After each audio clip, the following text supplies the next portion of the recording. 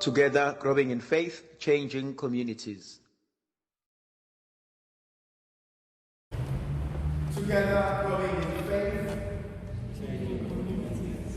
My dear brothers and sisters, today I would like us to reflect on the Gospel of John chapter 20 from verse 1 to verse 9. It was on the first day of the week that Mary Magdalene came to the tomb early, while it was still dark. There are few things I would like us to unpack in this story. In the Gospel of John, the person or the apostle that witnesses the resurrection is not one of the 12 apostles, but rather it is one of the disciples. It is also not one of the 12 men, but rather it is a woman.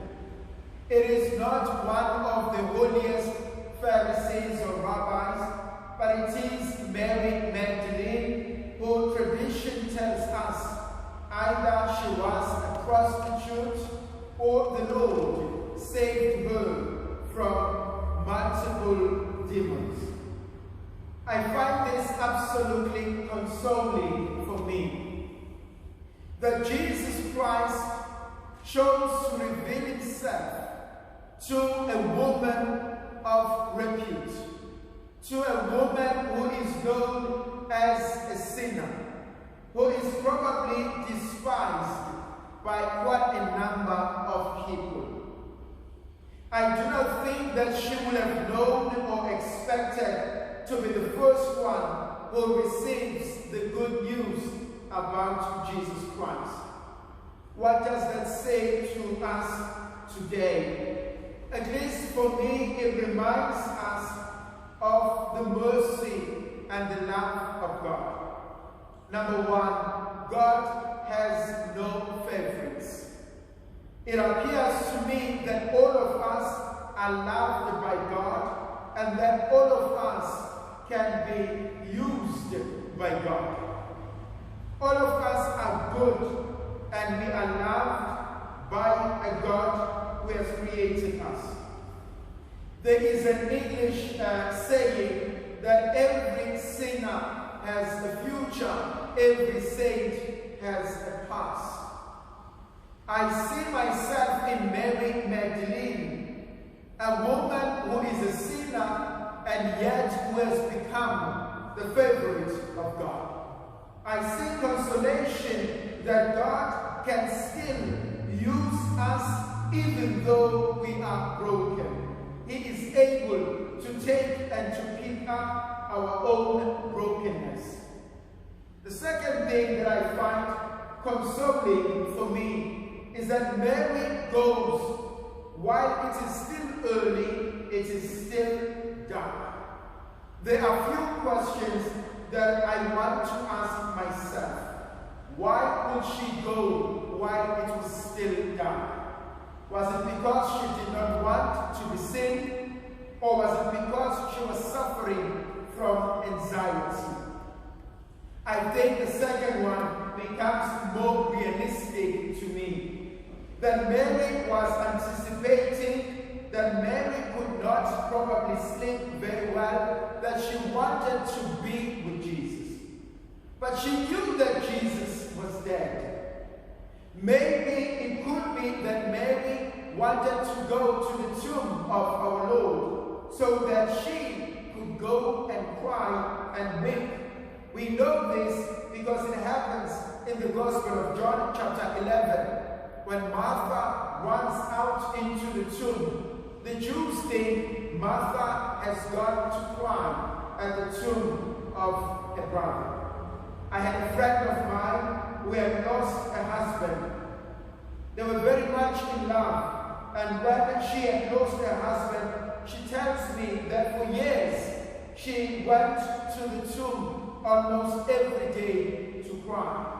And when I asked her why would she do that, she said to me, because when she went to the tomb, she could connect with her husband. And so too, I think, dear brothers and sisters, this speaks to me. Mary wants to connect with her own pain, but at the same time, she wants to connect with her own sense of loss. And so she gets up early in the morning so that she can face her own fears. And so we find comfort in our own struggles, that there are things that are probably too much for us to bear, but with Jesus in our lives, probably we can place them in the presence of God and we can look into them.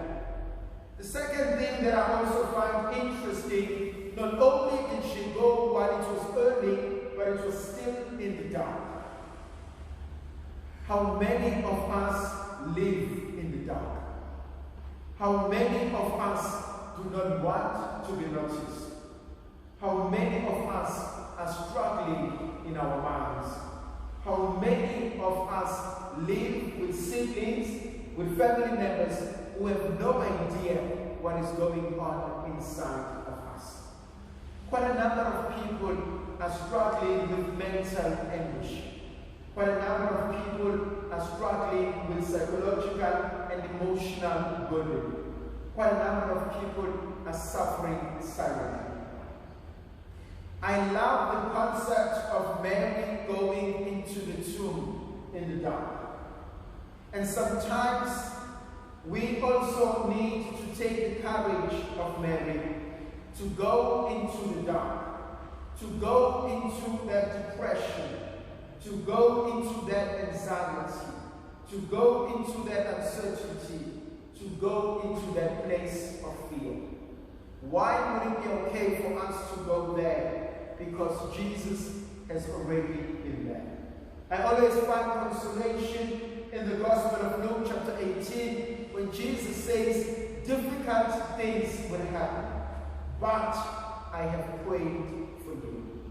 And so whatever is happening in your life, whatever is happening in your marriage, whatever is happening in your family, always find pleasure in knowing that yes, I may be in the darkness, but the light of Christ will dispel all of the darkness. The other thing that I also find absolutely amazing in this gospel, Mary goes to the tomb all by herself. She realizes that there is a stone that has been kept at the mouth of the grave of Jesus. And she wonders in her mind who will help her to remove the stone. But as she gets closer to the tomb, she realizes that the stone has been removed. Let us unpack a little bit the stone. The concept of the stone is quite fascinating in the scriptures. If you go back to the Old Testament, when the people of Israel are wandering in the desert and they are thirsty, and they seem to be complaining to Moses and to God, and telling him that they would have rather remained in Egypt where there was food, at least for them to eat. And they want something to drink. And Moses goes to God, and as he goes to God, he says to God, these people are about to kill me. And the story unfolds, dear brothers and sisters, when God says to Moses, why don't you take men of repute and come over with them to me? And as he gathers this group of men, the Lord asks him, what are you holding in your hand? And he says, a staff. And the Lord asks Moses and commands him to go and hit the rock. And as he hits the rock, we know that the water gushes out of that rock. There are a few things that I think are important that the Lord teaches us in that episode of Moses. The first one is, when things are getting a bit too much for us, we need to have a good circle of friends. I call them spiritual prayer warriors, men and women who will be able to carry the load with us. We do not need to explain to them what is going on in our lives. We do not need to tell them everything in detail. We only can tell them, take me up with your prayers to God. I find this in my own spiritual life absolutely helpful. And in all my years as a priest, it is that group of people that I always continue to go to them and ask them to keep me in my prayers that has kept me in the priesthood for years. That's the first thing that the Lord invites us. After all, in the Gospel of Matthew, chapter 11, verse 25 and to 30, come to me, all of you who labor and are overburdened, and I will give you rest. And so we find in this concept that most of us, if not all of us, we cannot do things on our own, but we do need others to help us. The other concept that I find absolutely amazing about the stone is that the people of Israel, as they were about to cross over into the promised land, they had to cross over the Jordan. Joshua take 12 stones that symbolizes the 12 tribes of Israel. And as the men who are carrying the Ark of the Covenant go into the river Jordan, the water recedes and they place these stones. You remember there are 5 stones that Our Lady gives to us: prayer, Eucharist, fasting, confession. I forgot the third one. But these are the stones that are supposed to be helping us in our own lives. But also a stone could also mean something that blocks us, something that prevents us from achieving who we are, from reaching our goals. I love the concept that the stone has been removed. The question is, dear brothers and sisters, are there things that are preventing me from being the best person I can ever be? And if there are things that are preventing me from being the best person, maybe I need to ask for the grace to remove those things. Are there people in my life that are preventing me from being the best person I can ever be? And if there are, maybe the best thing is for me to withdraw from them. The other thing that I also find absolutely amazing, Mary confronts the new situation. She had gone there to see the body of Jesus. But when she gets there and she realizes that the tomb has been opened, she runs back to Simon. She does not go inside. This is something absolutely new. For those who have ever seen the souvenir of my priestly card, there are a few words that I wrote there. You are mine, I love you, I have your best interest in heart, do not be afraid. Those 4 phrases, how did they come about? One day I was in John Vianney Seminary in Pretoria, and over those couple of months I was struggling with God. But over the years I had grown into a new habit of mine, that in the evenings when most people will be asleep, I will sneak into one of our private chapels. And in that chapel, 100 people went inside. So I will sneak in and I will spend time in the chapel and I will pray in the darkness. Till today, I still love coming to the chapel when it's dark and there's no one. It's me and God and Our Lady. And so one day I had gone into the chapel and it was late at night and I sat in front of the Blessed Sacrament and we had a one-on-one with Jesus. And the Lord asked me of something that in my heart I was not ready to give. And He asked me to do something that I knew that I was not ready and I was not willing to do that. And so in the beginning of my prayer, I left Him, I jumped out of the chapel and I didn't come back for that day. And it took me a couple of days before I went back. And when I went back to the Lord, having made up my mind, I'm not doing that which He was asking. But we stayed with Him in prayer. And those 4 words became a reality for me when he whispered the words in my mind, in my heart, I love you, you are mine, do not be afraid, I have your best interest at heart.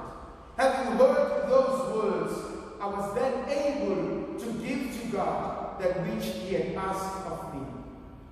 And those for me became the words of my own ordination. Sometimes the Lord will ask us of things that we are not ready to do. Sometimes the Lord will demand certain things from us. But there's one thing that I know. I don't trust myself, but I trust God. The other thing that I find absolutely amazing, dear brothers and sisters, she runs to Peter and to John. Sometimes it is good to run away. Sometimes it's okay to be weak.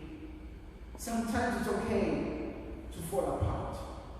Sometimes it's okay to crumble. We come from a culture that says men don't cry. If I'm able to show you my anger, surely I can show you my vulnerability as well. If I'm able to be upset, I must also be able to cry. I always say to the wives or to the girlfriends, if you have never seen your husband cry or seen your boyfriend cry, then you're in a dangerous zone. You need to see your partner vulnerable. And only once you see them in that state, then you can see it. Sometimes there's no need to be a strong person. Even strong people need a shoulder to cry. And we find this in them. It is too much for her to handle. Many of us are suffering, but we suffer silently. We put a mask and we want to show the people that everything is perfect. Even when the center does not hold, we want the people to believe that I'm okay. No, I'm not okay. And it is okay not to be okay. The last point, dear brothers and sisters, I love what happens. As she goes to Simon and to John, I love the immediate response of Simon and John. They leave everything and they go to Mary. One of the greatest and the first things I was ever taught as a young priest. As a young priest, I was taught this, and this becomes probably a rule among us diocesan priests in the Archdiocese of Durban. If a brother priest phones you and he says he wants to talk to you, you cancel every appointment you have and you attend to him. Your brother priest becomes your priority. You leave everything and you attend to him. If he comes at your door, he doesn't need an appointment. And when you know that he needs help, you drop everything. And why do we have this principle? Because it is rare that you will find a priest phoning another priest to tell him that I'm in trouble.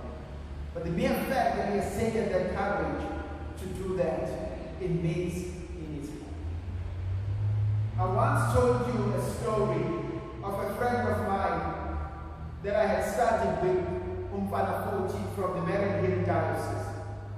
He was very close to me, and over the years, we grew apart because he was no longer in the formation. After a couple of years, I had already been ordained, and then I met him. I was going to give him a retreat, and I met him at Jacob's Well, and so we reconnected again. He gave me his numbers, and then one day I was in the office at the Chancery, working over there. He gave me a call. It must have been a Monday or a Tuesday. And he said, Temlani, I need to see you. Now, Mfana 40, it's not just like that. He had a temper. And he said, I wanted to see you. And I said to him, well, I can't see you now. I've got an appointment to go. I need to go to an appointment, to a meeting. And he dropped the phone. It must have been a Monday or a Tuesday. and on a Friday, I got a message. Somebody phoned me and told me that Manafuja had committed suicide. Until today, I have never been able to understand what was I busy with. And so I find a challenge and consolation in the response of Simon and John. To drop everything and to go to someone